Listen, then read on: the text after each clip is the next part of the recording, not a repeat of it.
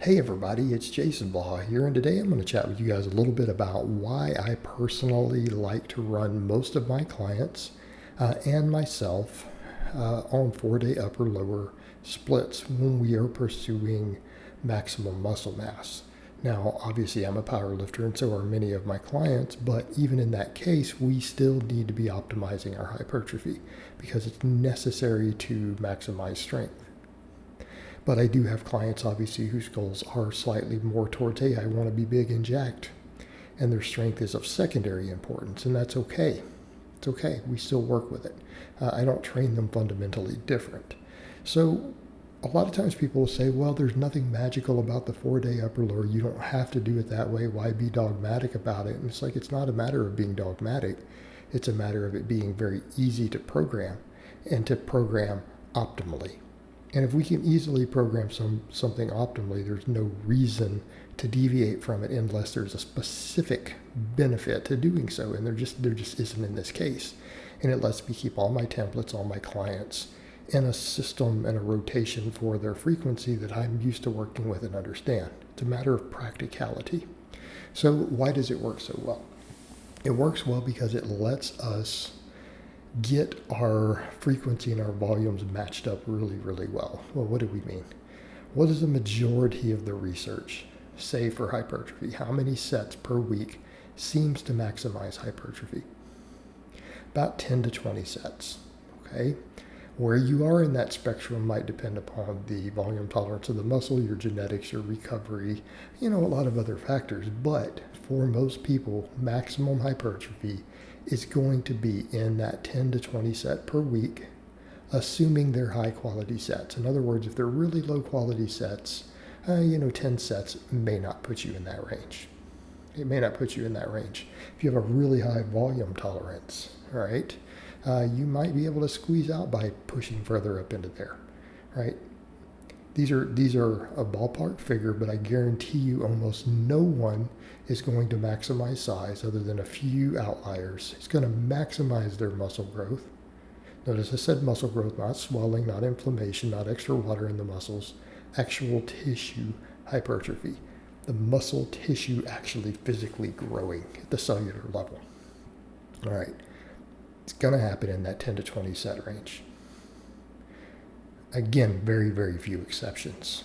So that being said, people will say, well, we could come in and we could hit that on a once a week or a 3 times a week, and then train 3 days a week. You could do that.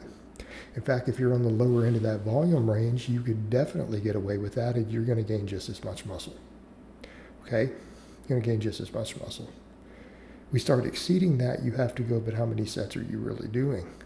If you're only doing 5 or 6 sets, maybe you get away with 3 times a week. But we're exceeding that, we're getting above that 20. And the problem is we find that if we start getting into junk volume, that may not be adding any extra muscle. So you're just training for no reason. So I want to be very clear in that for most people, that 10 to 20 is the sweet spot. It's going to be somewhere in there for you.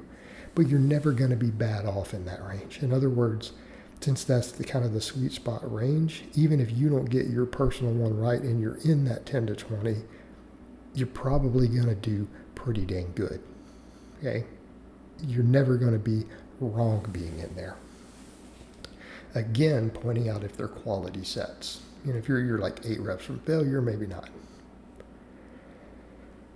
So here's our thing with that. If we're training each thing twice a week on a 4-day split, what do we get out of this? All right, well, since we're only training 4 days a week, we get multiple days a week to recover.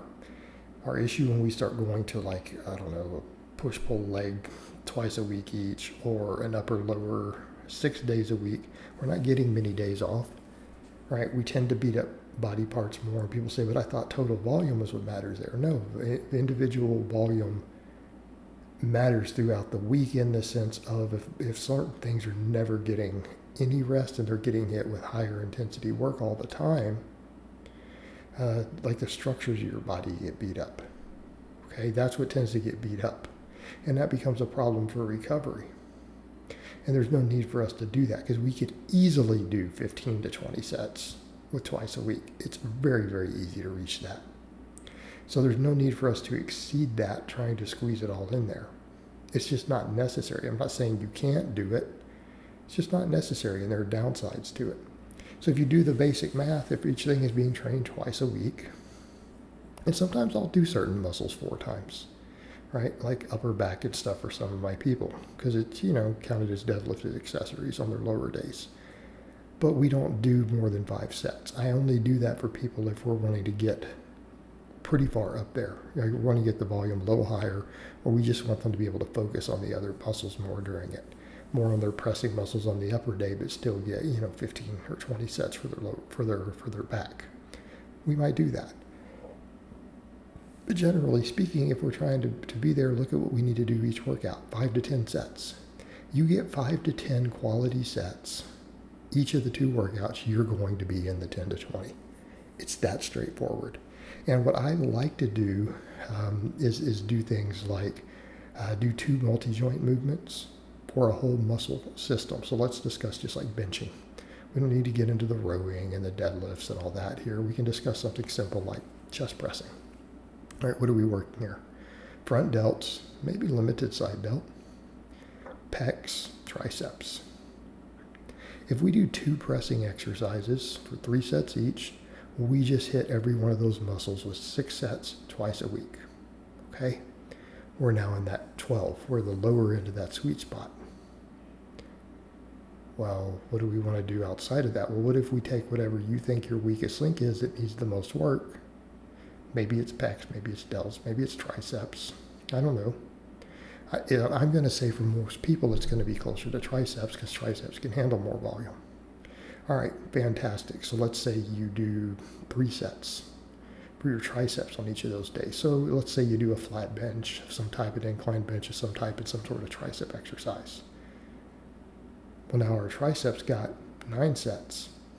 You could argue the bench isn't the best tricep exercise. Okay, fine. But those smaller movements were. See where we're going here? So the pecs and the front delts got 12 sets a week. Triceps got 18. Now, if your pecs were the weak link, you could do some flies or something and not worry about the tricep work. Right? Then that shifts around. Front delts, triceps got 6 each, pecs got 9. So 12 and 18. Okay, very, very simple. Upper and lower end of that optimal range. And the problem is people say, but you could do a lot more. You could, but the data tends to show that in some cases, exceeding certain individual thresholds, like 15 or 20 sets in one workout for a muscle, in some studies has shown it reduced muscle growth. Not a diminished return, but potentially less unless all the recovery factors were there. So if we're wanting to hit those higher volumes, doing it once a week is a problem. If we're taking our frequency too high, we're either forced to do full body or we end up with no real rest days. It's also a problem for our recovery. So this lets us put these things in the sweet spot very, very, very easily while still getting plenty of rest days, still maximizing our frequency, maximizing our volume, or optimizing it, I should say, not maximizing it. All right, guys, but that's really all I have to say on that today. I hope it's been informative, and I'll talk to you guys next time.